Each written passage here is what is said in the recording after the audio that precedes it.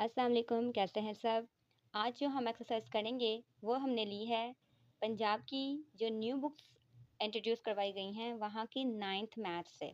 ये science group का maths है और उसमें हमने 2.1 को चूज़ किया है।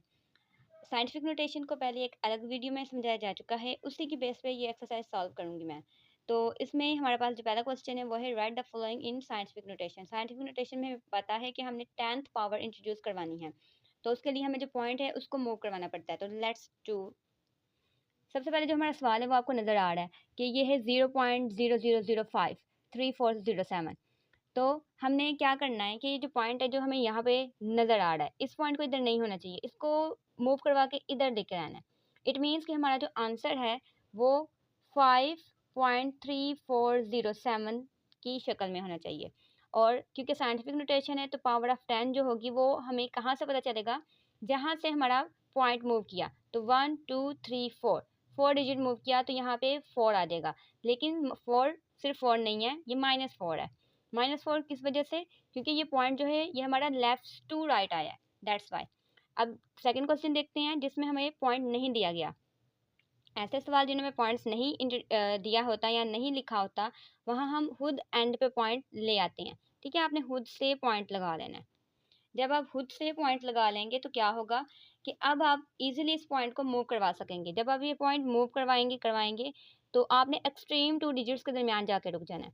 तो वो जो एक्सट्रीम 2 डिजिट्स हैं वो 5.3 है, और 4 क्योंकि सिग्निफिकेंट है तो वो भी लिखा जाएगा। अब पावर ऑफ 10 में हमारे पास हम काउंट करके लिख लेंगे कि कितने डिजिट मूव किया, वो ही इसकी पावर होगी।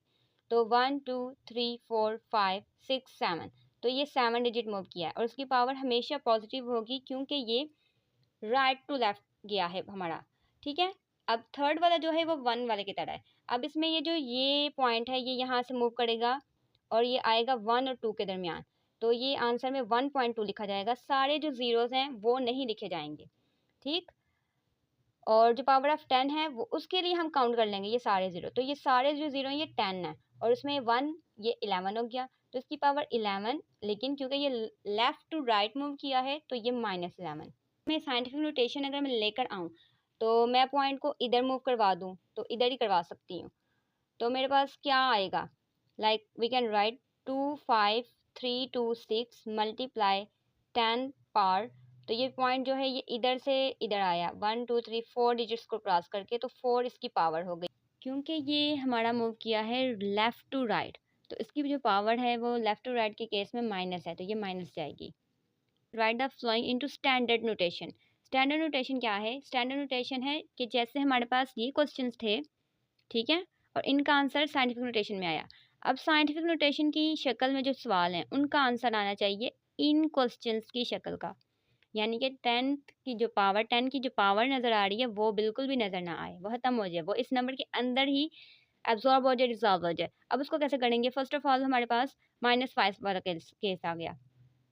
क्वेश्चन है 9.067 और -5 में भी, ये आपने पहले भी किया हो पुरानी बुक में, तो ये बहुत आसान है। इसमें क्या सीन है कि ये जो पावर -5 है ना, इट टेल अस कि हमारे पास पॉइंट से पहले, ठीक है, पॉइंट से पहले कितने डिजिट होने चाहिए। तो माइनस है ना, इसलिए ये पॉइंट से पहले का बताएगा। तो आपने याद रखना है कि minus power in terms of standard notation करते हुए पॉइंट से पहले डिजिट हमने पूरे करने हैं, तो वो 5 हैं। तो एक तो ऑलरेडी आपको नज़र आ रहा है, क्वेश्चन में ही गिवन है, वो 9 है। 9 ऑलरेडी गिवन है, तो उसके बाद 5 में से एक डिजिट तो गिवन है, तो 5 में से एक अगर गिवन है तो बाकी रहेगी 4। तो वो 4 पूरे करने के लिए हम वहाँ पे खुद से ज़ीरो लगाएंगे। तो इसका जो आंसर होगा ना वो कुछ इस तरह का होगा, 0.0009067। ओके, आप देख रहे हैं ये जो -5 था ना वो यहाँ पे कवर हो गया। पॉइंट पहले यहाँ था, राइट हियर, लेकिन 1 2 3 4 5 अब पॉइंट इनको क्रॉस करके यहाँ गया। ये एक्स्ट्रा नंबर आए हैं वो ये इसने दिए हैं, इस पावर ने हमें बताया। सेकंड क्वेश्चन है जिसमें 10 की पावर 0 है। अब यहाँ पे एक एक्सपोनेंट का लॉ हमने यूज़ करना है जो कि हमें बताता है कि कोई भी नंबर हो, कोई भी वेरिएबल हो, छोटा हो बड़ा हो, 10 हो, 1000 हो, या हमारे पास x हो या 1 हो, अगर उसकी पावर 0 है तो it would eventually be equal to 1। तो 10th power 0 is equal to 1। तो आपके पास पहली बात तो यहाँ पे 10 की पावर है ही नहीं, इट इज़ 5.64। ये माइनस है, माइनस पावर है, तो ये हमें बताएगा कि पॉइंट से पहले कितने डिजिट होने चाहिए। तो 6 पावर है, तो इसका मतलब है पॉइंट से पहले 6 डिजिट होने चाहिए।